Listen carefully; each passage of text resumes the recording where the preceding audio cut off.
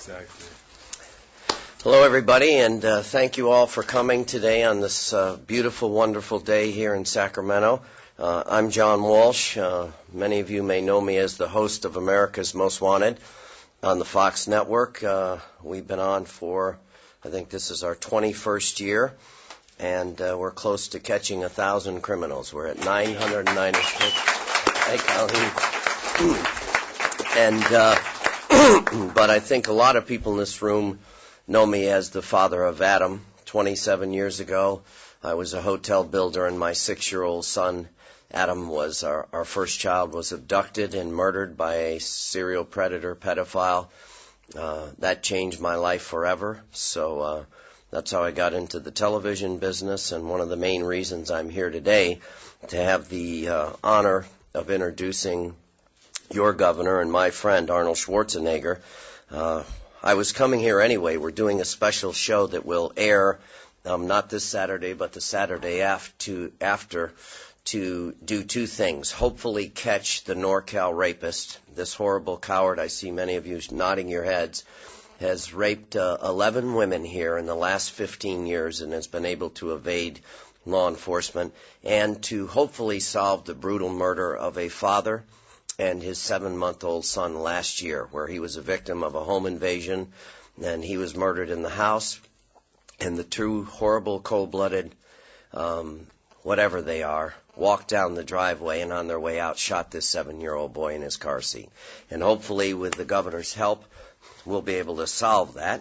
And I wanted to thank the governor for having this event today. This is just beautiful to acknowledge the crime victims here in the state of California. People know the governor as an action hero. I know him as a man of action, and he certainly is that. He's worked consistently over the years to protect crime victims and to give a louder voice in the criminal justice system. He's an outspoken advocate of 3 strikes. He's worked on a lot of good legislation to protect children from sexual predators.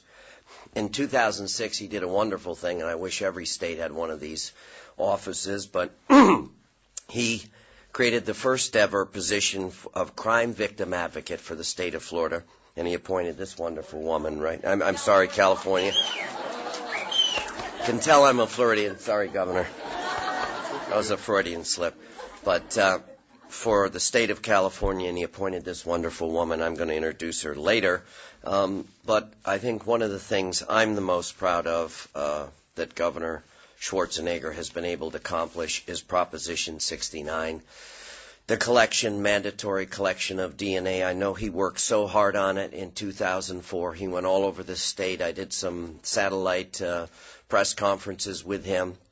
And DNA is the fingerprint of the 21st century. California has now collected over 1 million DNA samples. They will now be one of the first states to collect the DNA of all felons that have been arrested. The DNA collection here in the state of California solves about 175 cases a month, 4 to 5 cases a day. In the state next door, we're trying to solve the Breonna Dennison case, a 19-year-old girl that was murdered, a college student there. 4 other girls were raped. And when we got involved in this case, the city of Reno realized that they had over 3,000 rape kits that hadn't been tested, that they didn't have a DNA database. And the citizens of Reno were so outraged, people like you, that they raised $100,000. And 30 cases were solved just by those rape kits being tested. But what kind of message does that send to our wives and our girlfriends and our daughters and our mothers and our children, that we don't value them enough in society to take the DNA of people that would prey upon them, and we don't have enough money to test those cases? Well, the state of California is one of my shining examples of a state that does care about its children, cares about its women, cares about its most vulnerable. Proposition 69 will kick in next January, where the DNA will be taken of all felony arrests and will solve thousands of unsolved cases. And the guy that was the biggest proponent of that, the champion of that, is my friend, Governor Schwarzenegger. Thank you. Thank you.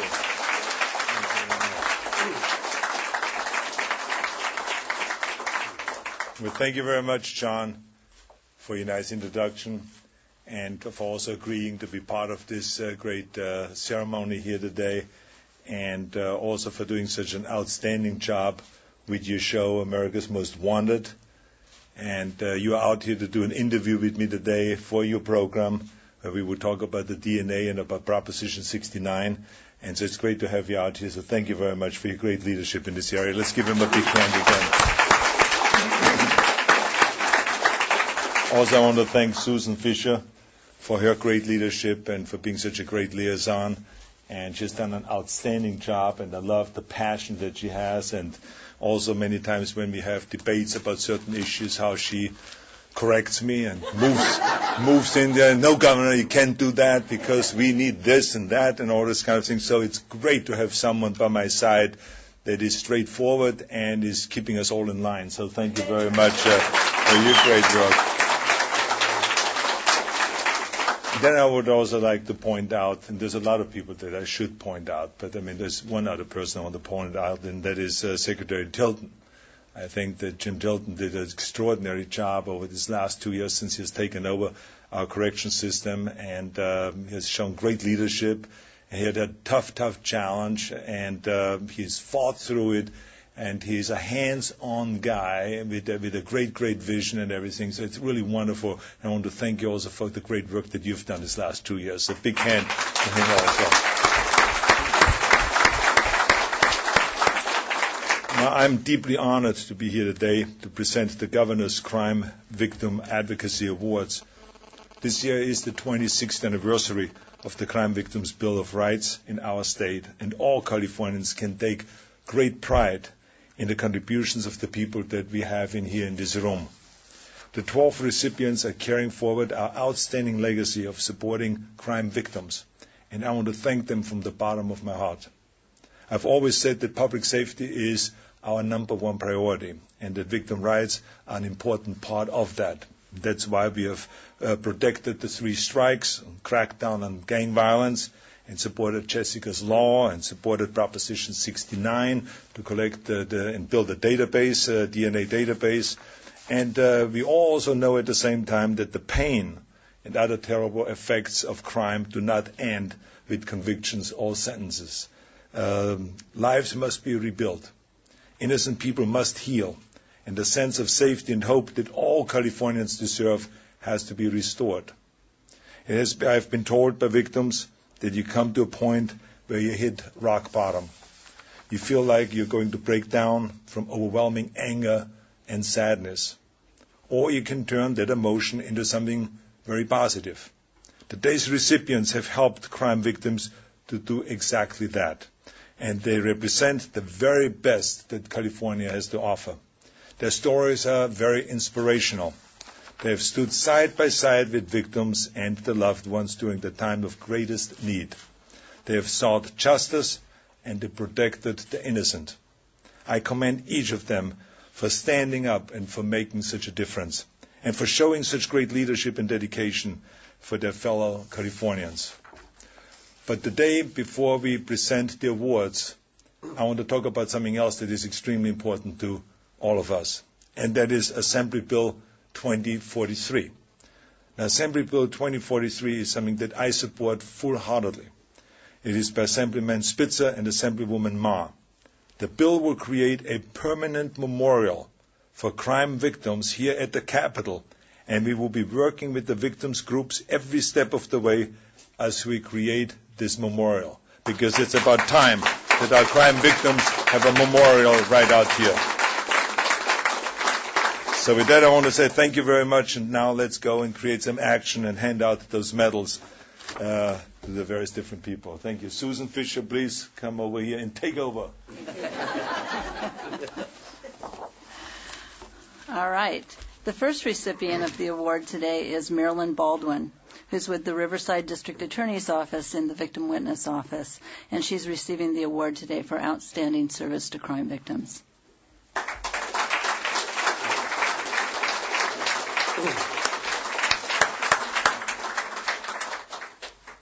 Congratulations.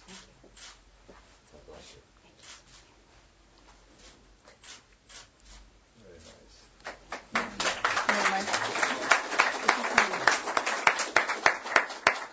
Marilyn was a little late. She missed the instructions. Our next recipient is Marie Belmontes. She is with Parents of Murdered Children, and she is receiving the award today for outstanding service to crime victims. Marie?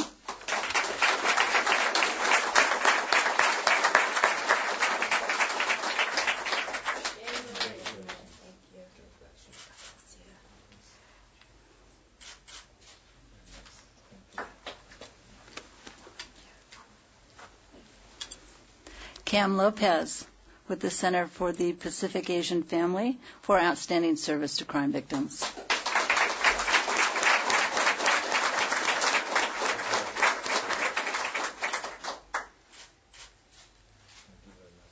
Thank you. Kimberly Peterson, formerly with the Son Carrington Foundation, and currently we are lucky to have her working with us at the Department of Corrections and Rehabilitation for outstanding service to crime victims.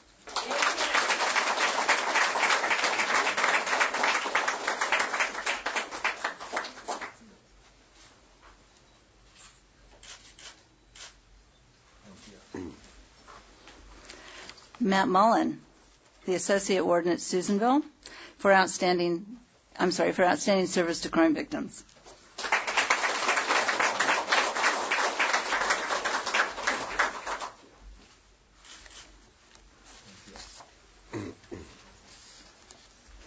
Melissa Donaldson, with Safe Alternatives for Everyone, for outstanding service to crime victims.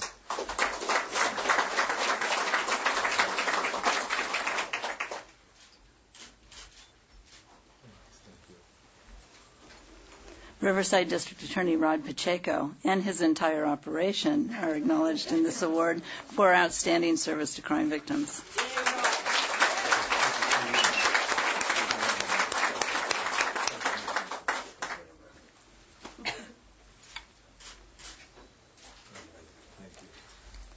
We have a posthumous award today, and it goes to Mia Baker for outstanding service to crime victims, and her son is here to receive it. Mr. Baker.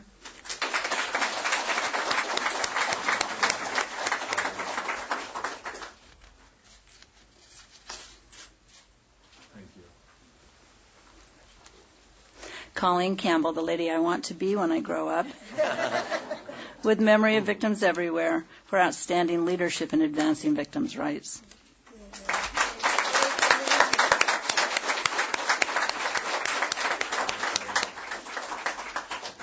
Thank you. You brought in the killer of my brother.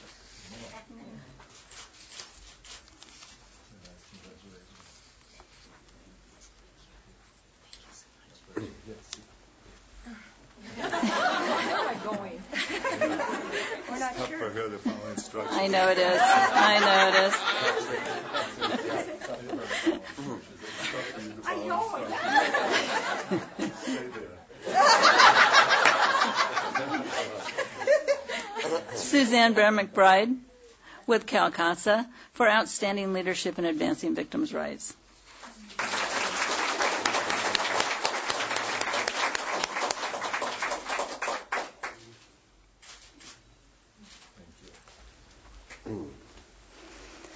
And finally, Christine Ward with the Crime Victims Action Alliance and also with the ICANN Foundation for outstanding leadership in advancing victims' rights.